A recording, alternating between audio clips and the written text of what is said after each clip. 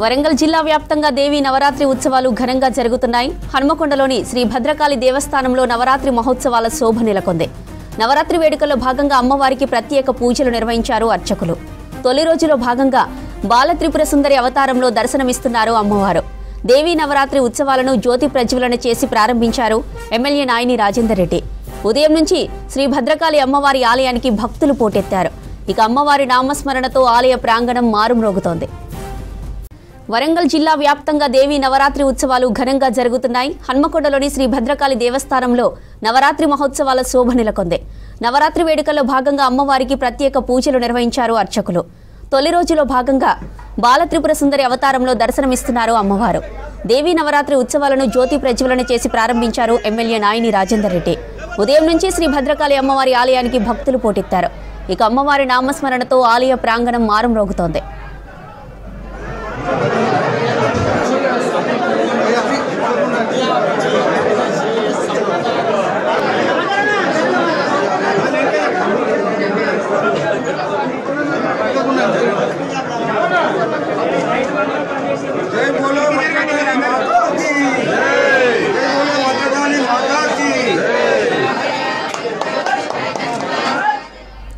Right, ఇక మరిన్ని details Krishnamohan అందిస్తారు. కృష్ణమోహన్, భద్రకాళి ఆలయం దగ్గర నవరాత్రి ఉత్సవాల అప్డేట్స్ ఏంటి?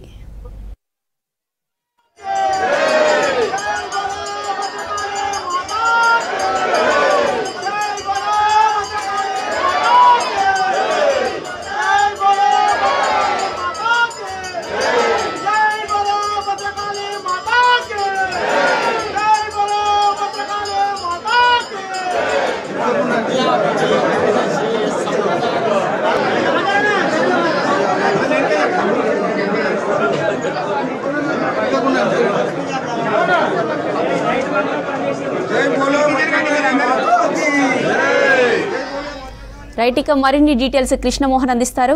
కృష్ణమోహన్, భద్రకాళి ఆలయం దగ్గర నవరాత్రి ఉత్సవాల అప్డేట్స్ ఏంటి?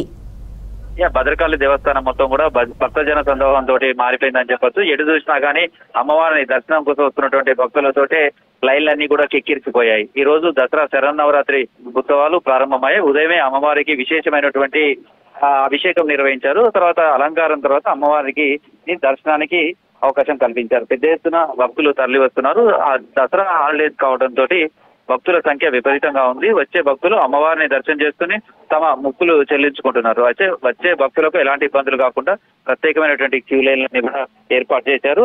అమ్మవారికి సంబంధించినటువంటి బాల త్రిపుర సుందరి అలంకారంలో అమ్మవారు దర్శనమిస్తున్నారు. అయితే ఈ నవరాత్రులలో ప్రతిరోజు కూడా అమ్మవారిని దర్శించుకోవడం అనేది స్థానికంగా సెంటిమెంట్ గా భావిస్తారు. అమ్మవారిని దర్శనం చేసుకుంటే ఈ దసరా శరన్నవరాత్రి ఉత్సవాల్లో తాము ఉన్నటువంటి కోరికలన్నీ నెరవేరుతాయి అనేది భక్తుల విశ్వాసం. అందులో భాగంగా అమ్మవారికి సంబంధించిన 11 రోజుల పాటు మాల వేసుకోవడం కూడా ఈ దసరా శరన్నవరాత్రి ఉత్సవాల్లో ఒక ప్రత్యేకం అని చెప్పొచ్చు. అమ్మవారికి సంబంధించినటువంటి మాల ధారణతోటి నియమనిష్టలతో అమ్మవారిని పిలుస్తారు. 11 రోజుల తర్వాత అమ్మవారి దర్శనం చేసుకుని ఈ దసరా సమయంలో మాల వితరణ చేస్తారు. అయితే వచ్చే భక్తులకు ఎలాంటి ఇబ్బందులు కాకుండా కూడా చేస్తున్నారు. నిన్న రాత్రి మొత్తం కూడా బతుకమ్మ తొలి రోజు బతుకమ్మ ఆట ఆడినటువంటి మహిళలు కావచ్చు, కుటుంబ సభ్యులు కావచ్చు, ఉదయమే అమ్మవారి దర్శనానికి వచ్చి తమ మొక్కులు చెల్లించుకుంటారు. అందులోనూ అమ్మవారికి సంబంధించినటువంటి పసుపు కుంకుమలు తో పాటు పరినీయం ఇలాంటివన్నీ కూడా అమ్మవారికి సమర్పించుకోవడం అనేది జరుగుతుంది. వచ్చే భక్తులకు ఇబ్బందులు లేకుండా అన్ని రకాలైనటువంటి జాగ్రత్తలు తీసుకున్నారు. కావాల్సినటువంటి ప్రసాద వితరణ కావచ్చు, అదేవిధంగా నిత్య అన్నదానం కావచ్చు, అదేవిధంగా మంచినీరు. తర్వాత ఎండ కూడా తీవ్రత ఎక్కువగా ఉంది కొద్ది 2-3 రోజులుగా. దాంతో లోపందిరిలో కూడా మొత్తంగా ఆలయంలో ఎటు చూసినా అమ్మవారి నామస్మరణే ఆరంభమవుతుందని చెప్పచ్చు జ్యోతి.